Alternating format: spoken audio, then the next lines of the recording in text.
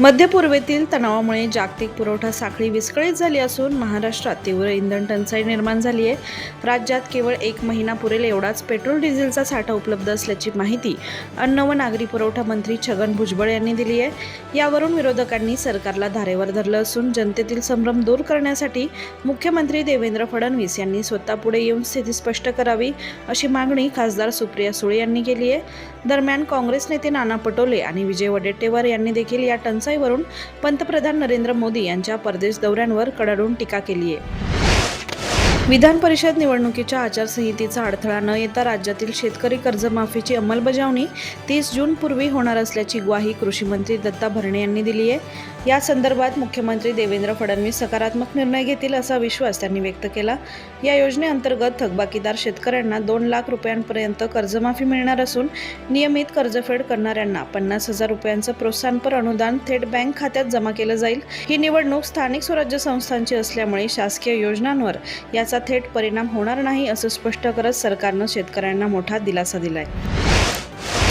भारतीय नौदलात 36 वर्षे सेवा बजावलेली ऐतिहासिक युद्धनौका INS गुलदार सिंधुदुर्ग जिल्ह्यातील निवती रॉक्स जवळ 22 मीटर खोलीवर कायमची विसावली आहे. या माध्यमातून देशातील पहिल्या अंडरवॉटर म्युझियम आणि सबमरीन टुरिझमचा ऐतिहासिक प्रारंभ झालाय. ही नौका समुद्रतळाशी कृत्रिम प्रवाळ तयार करून दुर्मिळ सागरी जीवांचं नवं घर बनणार आहे, ज्यामुळे कोकणच्या सागरी पर्यटनाला आणि अर्थव्यवस्थेला मोठी चालना मिळेल. पर्यावरणाची पूर्ण काळजी घेत गोवा येथील NIO संस्थेच्या वैज्ञानिक अभ्यासानंतरच ही प्रक्रिया राबवण्यात आली असून सुरक्षेसाठी या परिसराभोवती 500 मीटर अंतरापर्यंत मासेमारीला बंदी घालण्यात आली आहे. राष्ट्रवादी काँग्रेस शरद पवार गटाच्या महत्त्वपूर्ण बैठकीनंतर पक्षाचे नेते शशिकांत शिंदे यांनी पक्षाची भविष्यातील रणनीती स्पष्ट केली आहे. राष्ट्रवादीच्या विलिनीकरणाचा विषय आता पूर्णपणे संपला असून यापुढे त्यावर कोणतीही चर्चा होणार नाही. शरद पवारांच्या नेतृत्वाखाली पक्ष स्वतंत्र व सक्षम विरोधी पक्ष म्हणून जनतेसमोर जाईल असं शिंदे यांनी पत्रकार परिषदेत ठामपणे सांगितलं. आमदार रोहित पवार यांच्या नाराजीवर बोलताना ते म्हणाले की त्यांच्या मनातील खंत दूर करून आगामी काळात पक्ष अधिक आक्रमकपणे आंदोलने करेल. नीट परीक्षा, महागाई आणि इंधन दरवाढी विरोधात पक्ष रस्त्यावर उतरेल. तसेच येत्या 15 ऑगस्टपर्यंत काँग्रेस, शिवसेना आणि राष्ट्रवादी काँग्रेस शरद पवार गट संयुक्तपणे संपूर्ण महाराष्ट्राचा राज्यव्यापी दौरा करणार असल्याचं त्यांनी जाहीर केलं. सर्वोच्च न्यायालयाच्या एका टिप्पणीनंतर सोशल मीडियावर कॉक्रोच जनता पार्टी हा नवा ट्रेंड वादळासारखा पसरलाय. छत्रपती संभाजीनगरच्या 30 वर्षीय अभिजित दिपके याने या उपहासात्मक मोहिमेची सुरुवात केली. पुण्यातून पत्रकारिता आणि अमेरिकेतून जनसंपर्कात पदव्युत्तर शिक्षण घेतलेला अभिजित हा व्यावसायिक राजकीय संवाद रणनीतिकार आहे. त्याने यापूर्वी आपच्या सोशल मीडिया टीममध्ये काम केले. नीट पेपरफुटी आणि बेरोजगारीमुळे त्रस्त तरुणांचा संताप ओळखून त्याने ही मोहीम सुरू केली, जिला अवघ्या 3 दिवसांमध्ये मोठा प्रतिसाद मिळाला. महुआ मोहित्रांसारख्या नेत्यांनीही याला पाठिंबा दिला असून एका विनोदातून सुरू झालेल्या या चळवळीने आता गंभीर मुद्द्यांवर राजकीय चर्चेचं रूप घेतले. राज्यातील महायुती सरकारचे बहुप्रतीक्षित महामंडळ वाटप अखेर निश्चित झाले असून घटक पक्षांमध्ये 48-29-23 फॉर्म्युला ठरल्याची माहिती समोर आली आहे. मुख्यमंत्री देवेंद्र फडणवीस यांनी पुढाकार घेत हा तिढा सोडवला असून येत्या महिनाभरात ही प्रक्रिया पूर्ण करण्याचे निर्देश दिलेत.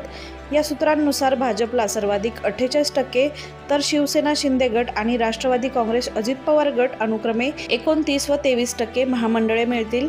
सध्या कोणत्या पक्षाला कोणते महामंडळ मिळणार याबाबत चर्चा सुरू असून मुख्यमंत्री व दोन्ही उपमुख्यमंत्र्यांच्या बैठकीत अंतिम शिक्कामोर्तब होईल. आगामी विधान परिषद निवडणुकीनंतर या नियुक्ती प्रक्रियेला कमालीचा वेग येण्याची शक्यता आहे. पंतप्रधान नरेंद्र मोदी यांनी इटली दौऱ्यादरम्यान तेथील पंतप्रधान जॉर्जिया मेलोनी यांना मेलोडी टॉफीचे पाकिट भेट दिल्याने सोशल मीडियावर मेलोडी ट्रेंडची जोरदार चर्चा सुरू झाली आहे. मात्र यावरून देशात राजकीय वाद पेटला असून काँग्रेस नेते राहुल गांधी यांनी पंतप्रधान मोदींवर तीव्र शब्दात निशाणा साधलाय. देशात आर्थिक संकट घोंगावत असताना आणि शेतकरी, तरुण, महिला, लहान व्यापारी विविध समस्यांनी त्रस्त असताना पंतप्रधान मात्र इटलीत टॉफी वाटण्यात आणि व्हिडिओ बनवण्यात व्यस्त आहेत असा टोला त्यांनी लगावलाय. राहुल गांधी यांनी या संपूर्ण प्रकाराला नेतृत्व नसून निव्वळ नौटंकी असं म्हटलंय. भारतीय रेल्वेत सरकारी नोकरीची सुवर्णसंधी आहे.